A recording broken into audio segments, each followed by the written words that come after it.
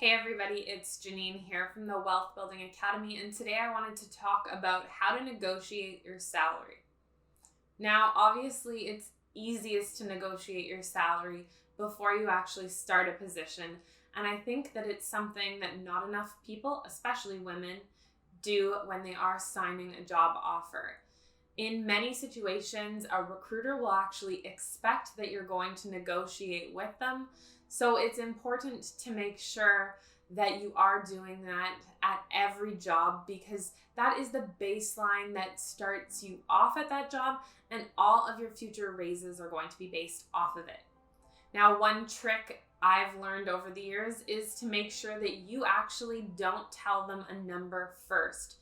So make sure that that recruiter or you are waiting until an offer before you actually ever say a number that you're expecting, because a lot of times they are actually willing to pay you more than the number you had in your head. And so if you mention that number, then they're more likely to actually lowball you.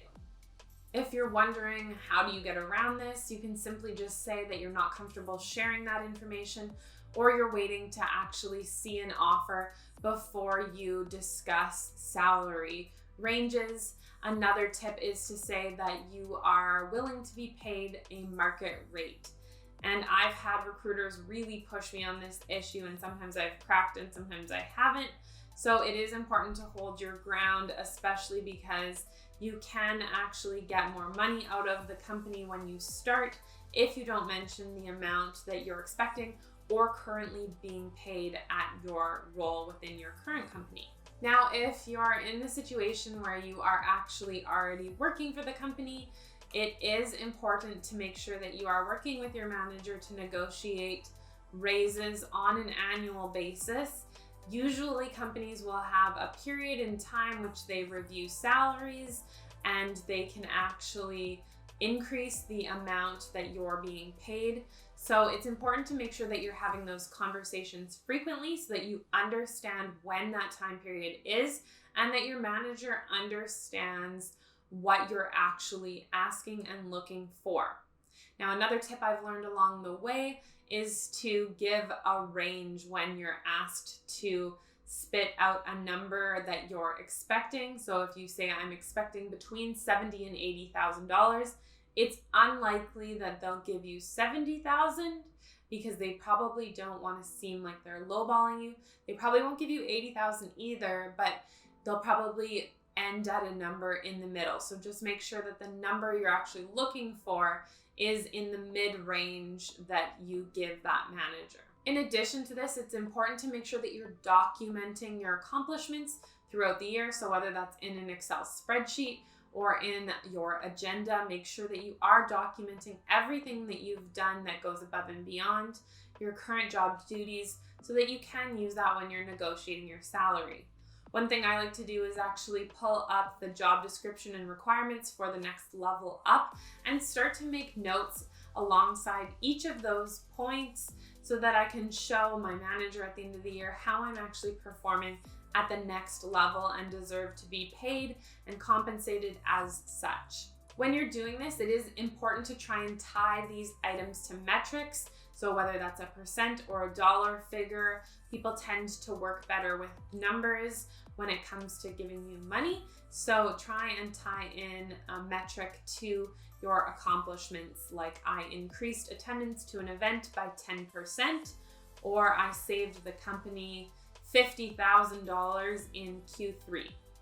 It's important to also arm yourself with data of what individuals in the market are being paid. By leveraging sites like Glassdoor, you can easily do this. So make sure you are signing up for sites like that.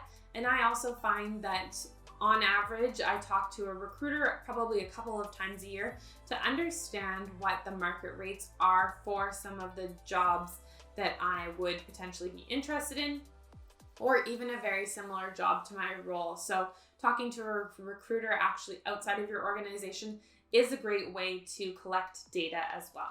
Lastly, and this is probably the most controversial point, but I really think it's important to be able to talk to your coworkers about how much you're being paid, especially if you're a woman. And if you're a man watching this, I think it is up to you to also talk to your female coworkers about what they're being paid, because there is a chance that they are actually being paid less for the same amount of work.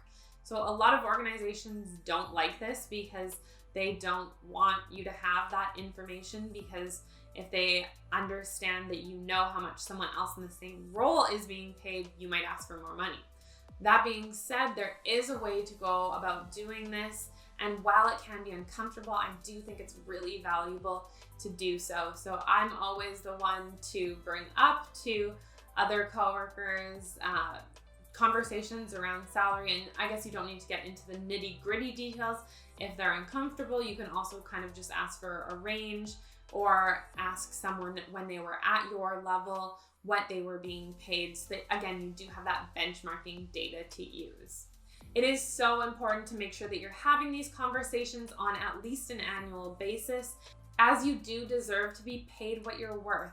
It can be an incredibly uncomfortable conversation for 10, 15, 20 minutes with your manager, but it could make you thousands of dollars more over the course of your working career. So that is definitely something to keep in mind, and definitely something to go after. And I think that in many situations, we are not negotiating for more money, and organizations kind of expect us to.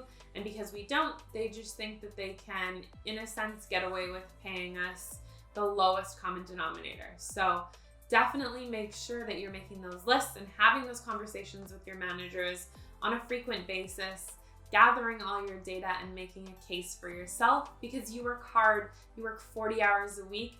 It is so important to have a 20-minute conversation that's uncomfortable to make sure that you're adequately paid and fairly compensated.